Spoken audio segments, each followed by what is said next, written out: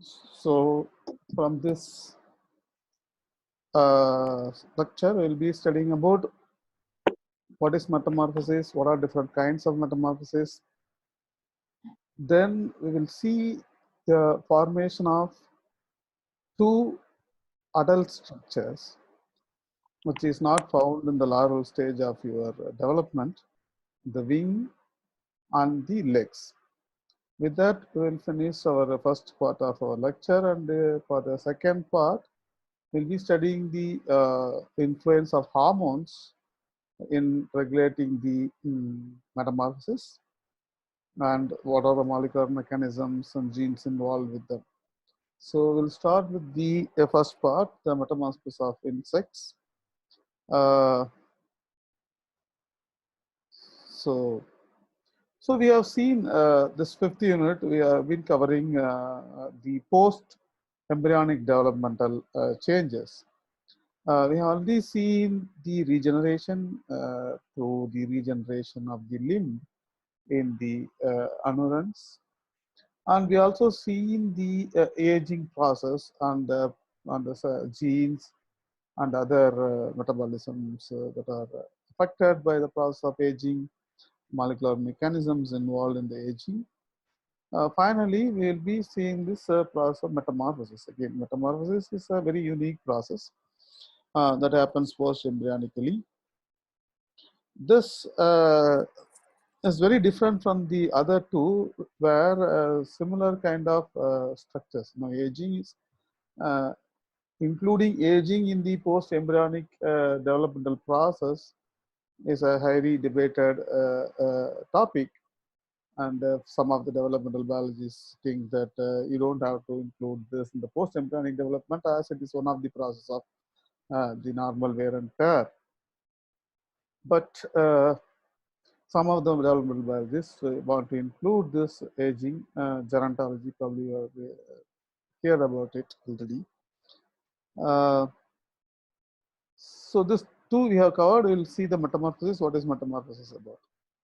So metamorphosis, as you know, it's like post-embryonic, embryonically. That means after the organism hatched out from the egg or released from the womb, uh, it will undergo again a rapid changes in its structures.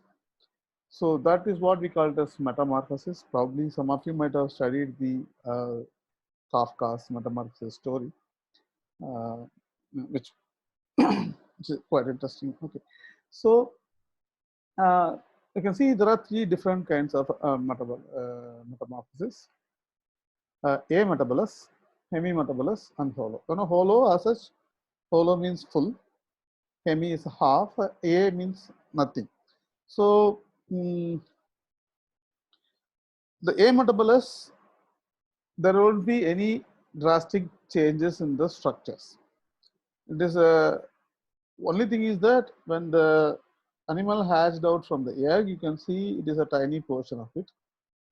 Simply you can see the increase in the size of all the body parts, so that the young almost resembles the adult, and it is like normal other animals, right? Baby develops in the adult. Similarly, a prone, this part, right, when they hatched out from the egg is called as a pronym. Whereas the adult is very similar. Adult and the uh, pronym are very similar in uh, looks.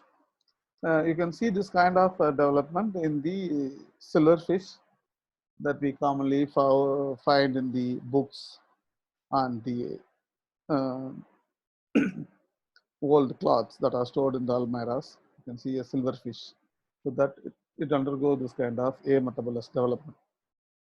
So hemimetabolous development, it's like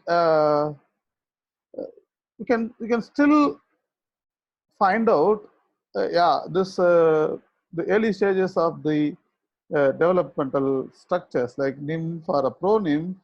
You can easily make out it is a what kind of adult it is going to develop into. For example, the nymphs that you find in the houses, right? The cockroach nymphs.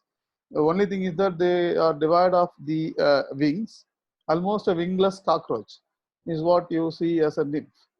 So, so it is like even though it will undergo some changes, something called as instars, the molting process will happen, but still you can make out what is the adult that you are going to get from that particular young one. So that is what you call it as a hemimetabolous development.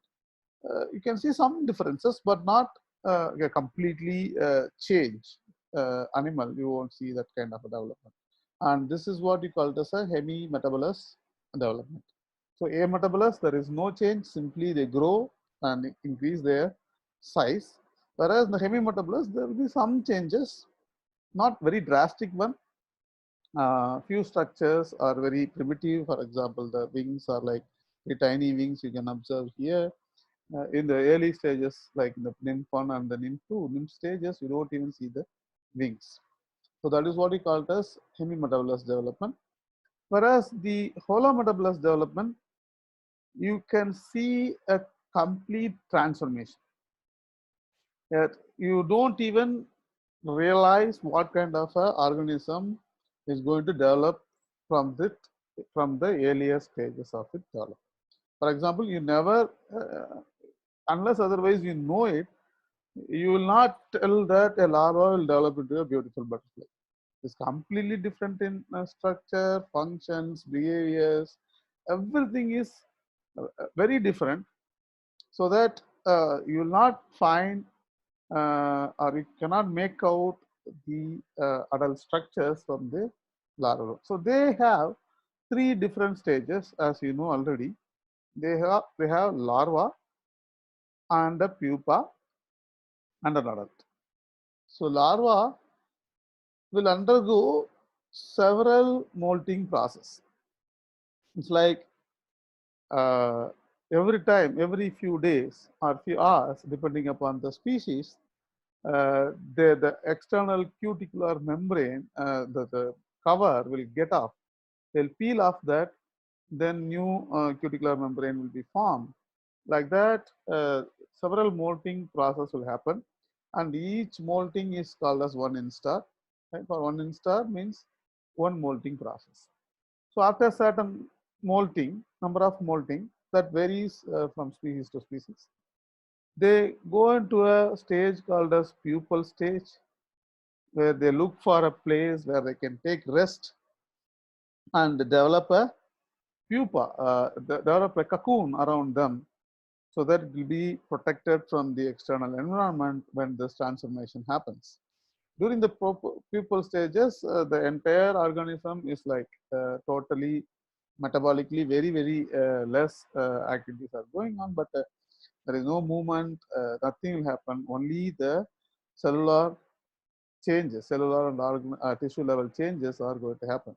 So you have a larva, pupa, then after this complete metamorphosis, the metamorphosis process happen during the pupal stage. Okay. Only during the pupal stage you can see the metamorphosis, and at the end of the uh, metamorphosis process, the pupa will emerge as an adult, which is drastically completely different from one that enters into the metamorphic mold. So all these processes are controlled by hormones, particularly certain hormones like ecdysones and the zonal hormones.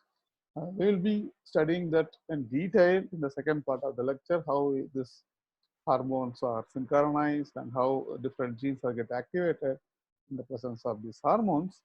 And this part of the lecture, we will be studying about the two important developmental process, the development of the leg, how a leg is formed from the larva and how the wing is formed from the larva. Both the structures, we are not observing them in the larval stages.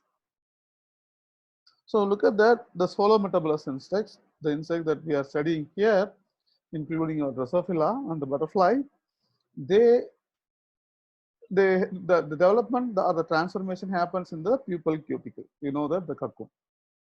Inside the cocoon, there will be a cuticle cover Inside that cuticle cover, this transformation is going to happen. So there are two different population of cells that are present in the larva that is going to the that enters into the metamorphic process. The one is the larval cells, the other one is the imaginal cells. So the larval cells require and do the function that is necessary for the larvae to survive. You know that the only function for a larvae is to eat, voraciously it eat, and it eats and it develops into a, it requires a lot of energy. So what happens is this particular larva will develop.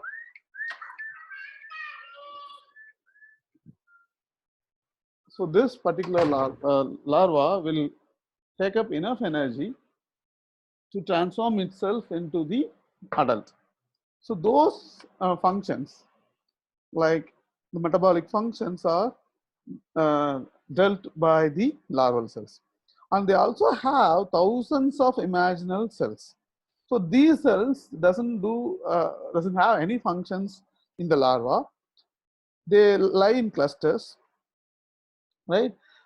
They don't do anything. They'll wait for the signal to differentiate into adult. So these cells are the futures.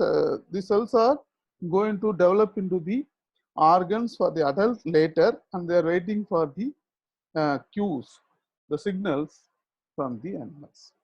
Okay. So we have seen what are imaginal cells. Now we see what is imaginal discs. So imaginal discs, we look at it, there are three kinds of imaginal cells. So this imaginal cells, imaginal discs, the cells form the cuticular structures. Cuticular structures are the wings, legs, antennae, eye, head, and thorax, and genitalia. So this particular cells will have a cuticle cover. So those cells that will have the cuticular cover are those organs that have a cuticular cover are going to develop from the imaginal discs. There are some cells. There are another cells called as histoblast nests. So they will create the abdomen. So the imaginal cells form the cuticular structure. Histoblast nests will form the adult abdomen, and there is each and every organ, right, will have a clusters of imaginal cells.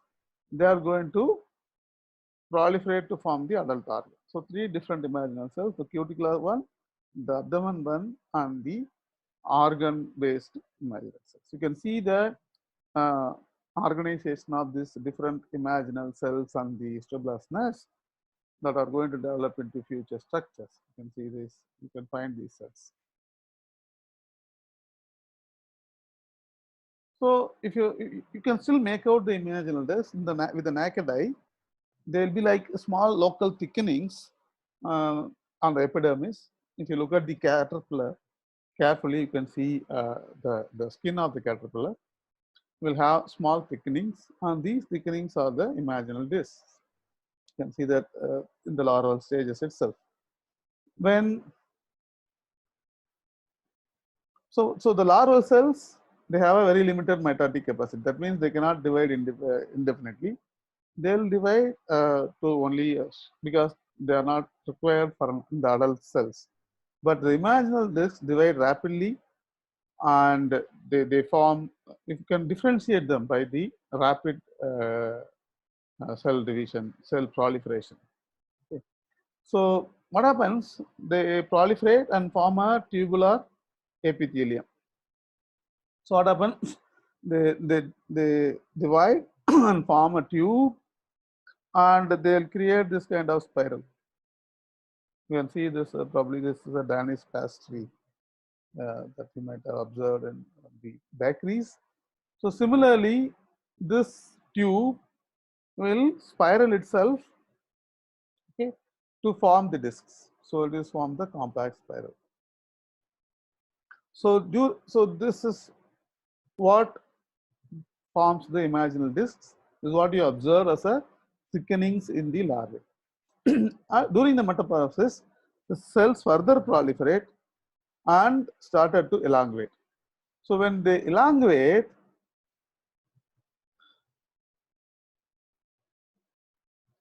then they called us telescoping out. So you can see that you can see the telescope, right? It's going to be like this, and it will be like extended. So this kind of elongation is called as telescoping. So so later they will telescope out. Before that, we will see another cells. Not only the epidermal cells, there are also some adipithelial cells that are found. They are going to give rise to the muscles and nerves because the non-cuticular structures are formed. Adipithelial cells, probably a one marker. So this is how the imaginal discs are formed. Okay, remember this Danish pastry. So how this telescoping out is happening? Okay, so it is due to the expression of genes and the formation of the gradients, as we have been discussing, and several such gradients in this developmental biology class. Okay, so there are two proteins. So the third instar, if you look at the leg, we'll see the formation of the leg here, how the legs are going to get formed. Okay, at the third instar, larva itself, so there will be a secretion of two morphogens. One is the wingless and the decapentaplegic. Both of them we have studied that right from the very first developmental process, the anterior posterior axis formation of the Drosophila itself. We have seen these proteins. Okay, so these two proteins are expressed from the center cells. So here, so what happens? There is going to be a gradient established. Okay, so this establishment of the gradients create different differential gene expression. Okay, so if you have high concentration of these factors, you see a distal-less gene. Moderate expression, you have a homothorax gene, and the very less expression going to be the Dashan cells. Okay, so what happens? High concentration, distal-less genes, moderate concentration, Dashan genes, and the lower concentration, homothorax genes. Sorry for that, I just told it the other way, right? The moderate concentration Dashan and the lower concentration homothorax. So what happens? Those expressing homothorax, that means homothorax is the very, very lower concentration, are going to form the coaxa. Coaxa is proximal structure. We know what is a proximal. This is the insect body. This is going to be the proximal end, and if the wing is going to be like this is going to be the distal end. This is distal. This is proximal. Okay. So if the low concentration produce a proximal structure, that is the coaxa of the leg, whereas the distal will be a high concentration distal-less gene, and the medium in between one, right, is the Dashan gene that will form the middle portion of your legs. So you can see that expression level. You can see the green is the high expression, the red is the very less expression, yellow is the intermediate expression. So you can see this differential expressions, and accordingly, as the cells are getting telescoping out, this is the distal part, this is the your what you call it as the proximal part, and in between part is this. So you can see that proximal coaxa and the distal tarsal, and in between tibia and femur. So the concentration of these two, wingless and decapentaplegic, causes differential expression of three different genes. Each of them will give rise to different portions of your legs. Now, again, the same thing. You can see the high concentration and the lower concentration red. You can see that the lower concentration forms the coaxa, adult slug, and the highest concentration produced the tarsus and the pre-tarsus, and Daschen, this what you call this distal. Uh, this is going to be thorax, and this is going to be the Daschen. Okay. So the next one is this: how this legs are going to get evershed and differentiated. So the mature lesdis Netherlands star is determined. So how this process of eversion and differentiation is initiated? As I told you, the cells in the leg disc wait for the signals. They are only determined, not differentiated. Only after receiving a molting hormone, 20-hydroxy ecdysone, is called as 20E. This enzyme is, this hormone is called as 20E.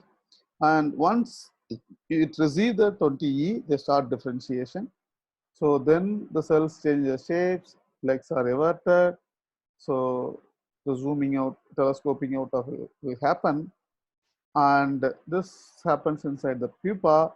And when the fly hatches out from the pupa, you can see this is called as eclosus. The opening of the pupa and emerging of the adult from the pupa is called as eclosing. So when it ecloses, a fully formed functional leg is created. We have seen the formation of the leg.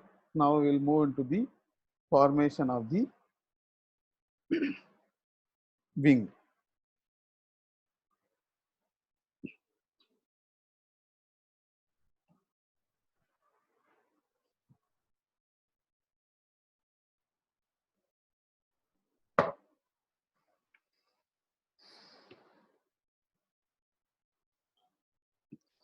When we look into a fly, it may be a Drosophila or it may be a butterfly, we feel that wings are nothing but a very transparent structures, not so complicated structures.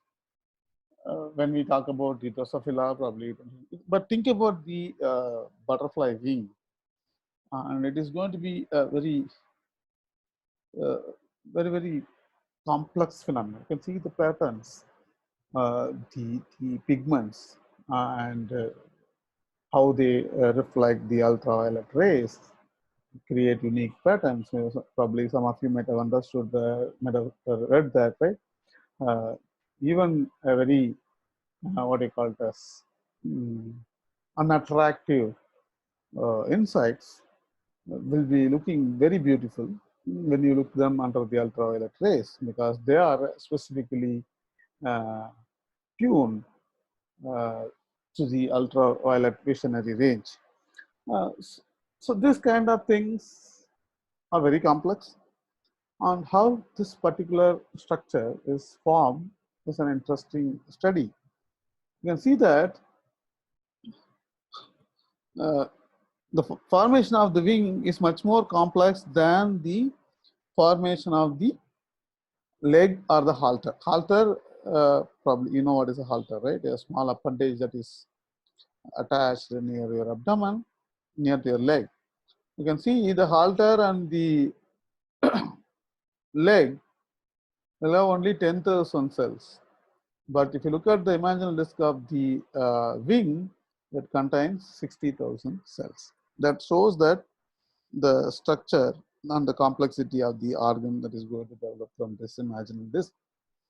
So how we can differentiate the wing imaginal disc? By the vestigial gene. If there is a expression of vestigial gene, that means it is going to be a wing imaginal disc, and wing is going to get formed. And also, if you can induce the wing formation in other type of imaginal disc, if you express or if you stimulate the expression of vestigial gene in them. So gene is expressed in another imaginal disc, the wing tissues are formed. So as usual, we have two different axes, dorsal ventral and the anterior posterior axis. Each of them are defined differently by different gene expressions. As usual, similar to the other developmental process, these two processes are happening simultaneously, but we will be studying one by one. You can see how complex this structure is, right? You can see specific genes involved, and if you mutate, right, what are all the effects that you can see in the wings, the patterns, right? How the pattern changes in the presence or absence of certain genes. So you should appreciate the complexity of the wing structure, even though it's look very normal structure, very simple structure.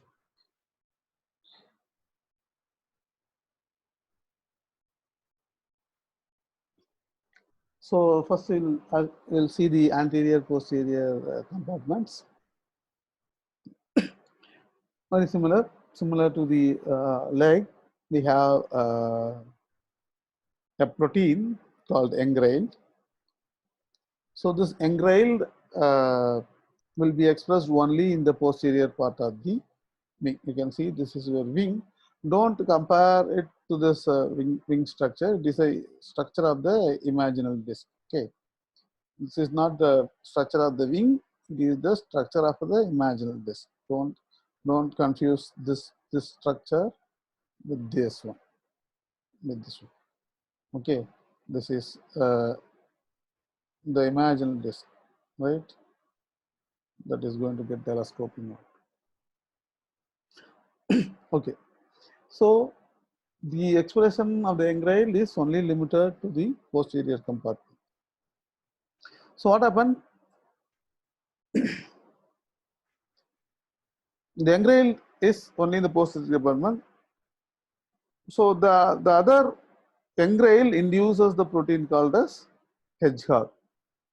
So the hedgehog is a short-range paracrine factor. Yeah, this is engrailed is a transcription factor that activate the hedgehog. Hedgehog is a short-range paracrine factor. Its influences are going to be very limited. Okay, so what happened? This hedgehog, right, functions only when cells have a receptor to receive it, and the receptors for this hedgehog is only located at the middle of the imaginal disc, where it activates a expression of a protein that is the decapentaplegic. So this decapentaplegic is activated not in the other sides, only in a very narrow stripe of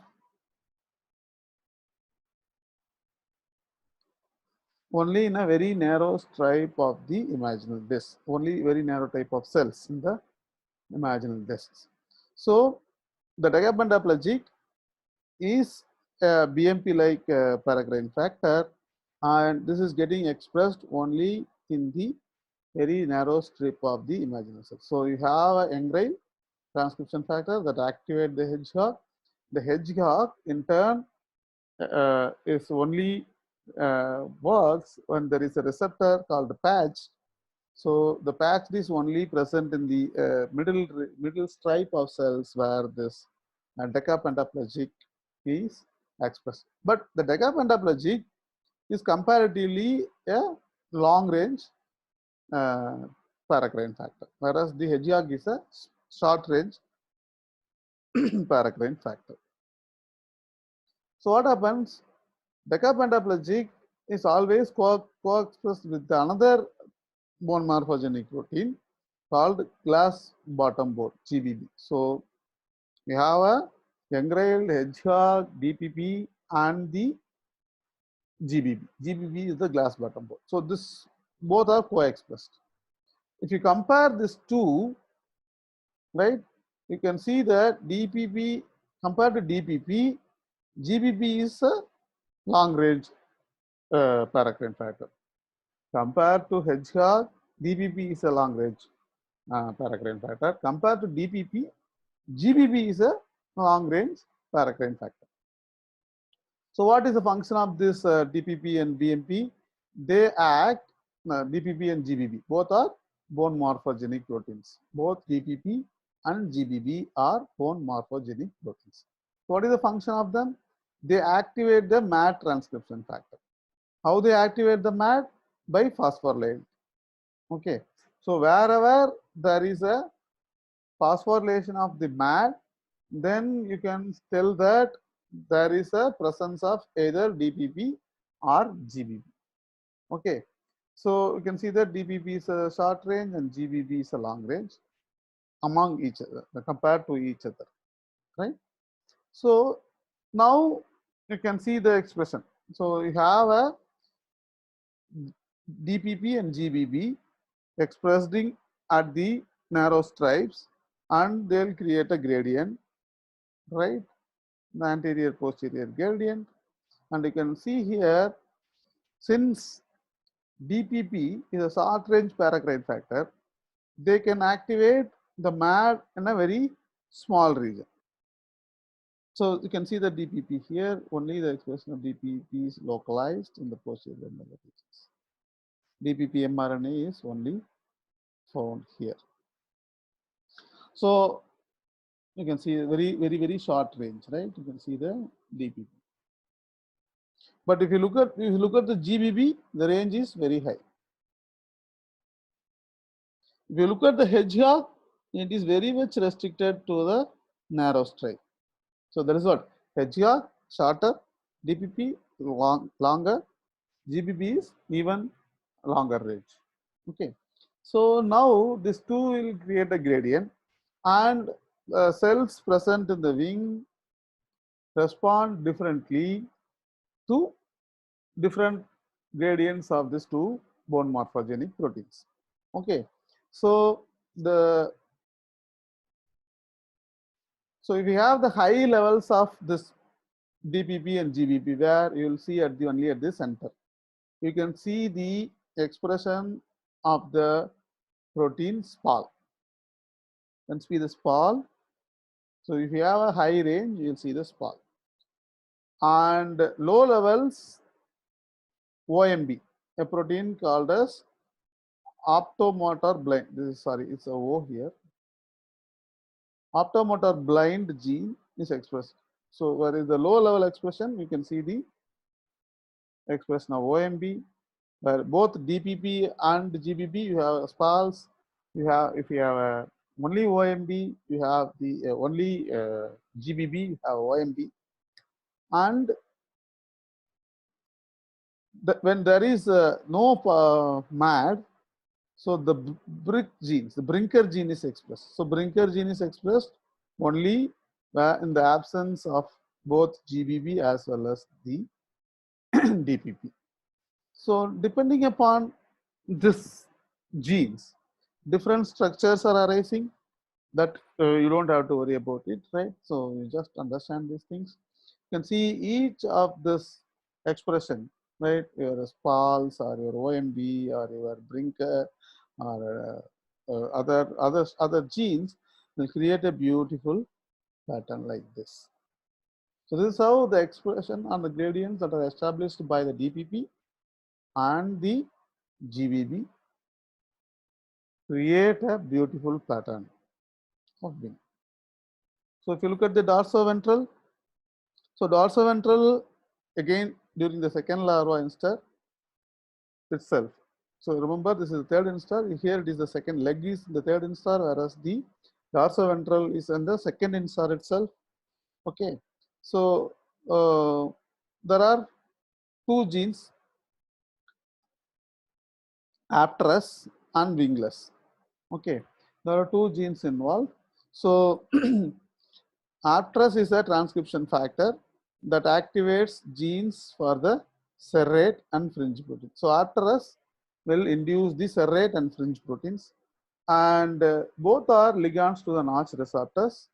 So wherever there is a serrate, it is going to be the dorsal side, and wherever there is a fringe, it is going to be the ventral side. So dorsal side serrate, ventral side fringe.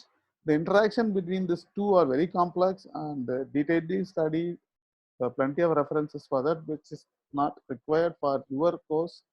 So you can remember these things. You have for the anterior posterior, you have Engrail, Hedgehog, decapentaplegic, and GBB. In GBB and DBP entered MAD expression.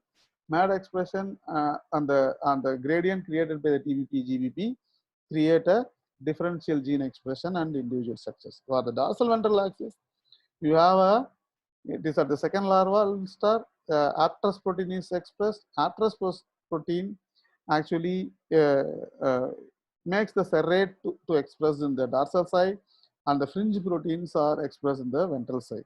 And there is another gene that is expressed in the ventral side is the vestigial gene. Okay, so in between, when you have an overlapping of this abstrus and vestigial gene, you have an expression of wingless expression, and wingless is at the margins. So that's how you have the formation of the this. This is your disc. You can see the engrail created creates the anterior posterior axis, whereas abstrus create the dorsal ventral axis. Both together created the dorsal ventral and the four quadrants of the future wing blade. The the the the gradients that are created by these four different compartments create the formation of the wing. So that is about the formation or the determination of the wing, the part one of our insect metamorphosis. Okay.